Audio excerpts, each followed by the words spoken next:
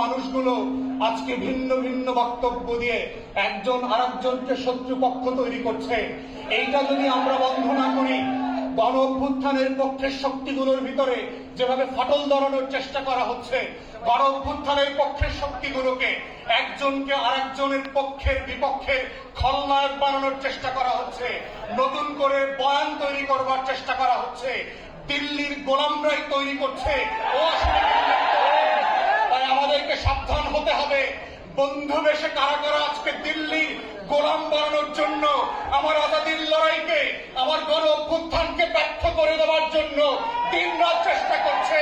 সেই দিল্লির গোলামদেরকে এক্সপোজ করা, সে রাজনৈতিক দলের নেতা হোক, সে আমলাতন্ত্রের মধ্যে হোক, সশস্ত্র বাহিনীতে হোক, গোয়েন্দা সংস্থানে হোক, এই যে নতুন বয়ানের রাজনীতি তৈরি হচ্ছে, যে রাজনীতির মধ্য দিয়ে গণ অভ্যুত্থানের নায়কদেরকে আজকে খলনায়ক বানানো হচ্ছে, যেন বাংলাদেশ সব লুটপাট করে খেয়ে ফেলছে সমন্বয়করা। এই শব্দ তৈরির বয়ান হচ্ছে বাংলাদেশকে আবার আজাদি বিক্রি করে দিয়ে দিল্লির হাতে তুলে দেওয়ার বয়ান। এই বয়ান হচ্ছে এজেন্ডা সেটিং করে 1/11 মতো করে মসনদ পরিবর্তন করবার যেই রাজনীতি, এই রাজনীতি থেকেও আমার তরুণ এবং যুবকদেরকে সাবধান হতে হবে।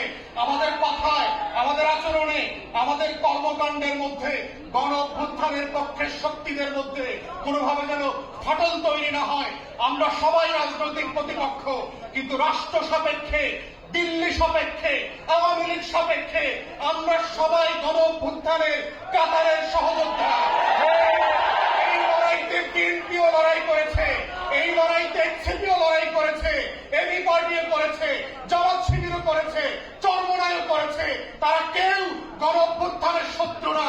কিন্তু আমরা দেখতে পাচ্ছি দিল্লি এবং কলকাতার বয়ান দিয়ে আজকে গণ অভ্যুত্থানের পক্ষের শক্তিগুলোর মধ্যে যেই বিভাজনের রাজনীতি তৈরি করা হচ্ছে, এই রাজনীতি হচ্ছে দিল্লির রাজনীতি, নায়কদেরকে খলনায়ক বানানোর রাজনীতি, শত্রু সাপেক্ষে বাংলাদেশের স্বার্থ বিক্রির রাজনীতি। অতএব সেই রাজনীতির ব্যাপারে প্রত্যেকটা রাজনৈতিক দল এবং নেতাকে সজাগ সচেতন যেমন থাকতে হবে, তেমনি ভিজিলেন্ট থাকতে হবে। এই গণ অভ্যুত্থানের আপনারা যারা সম্মুখ সারির সহযোদ্ধা ছিলেন, পাশে পাশে বসে, প্রান্তে প্রান্তে বসে যারা লড়াই করেছেন, আবু সাইদ মুগ্ধের মতো যারা এখনো আবাবিলের মতো বুক চেপিয়ে বসে আছেন, লাল সবুজের পতাকার দিকে চুক্তি মেরে তাকাবে শকুনের মতো, ওই শকুন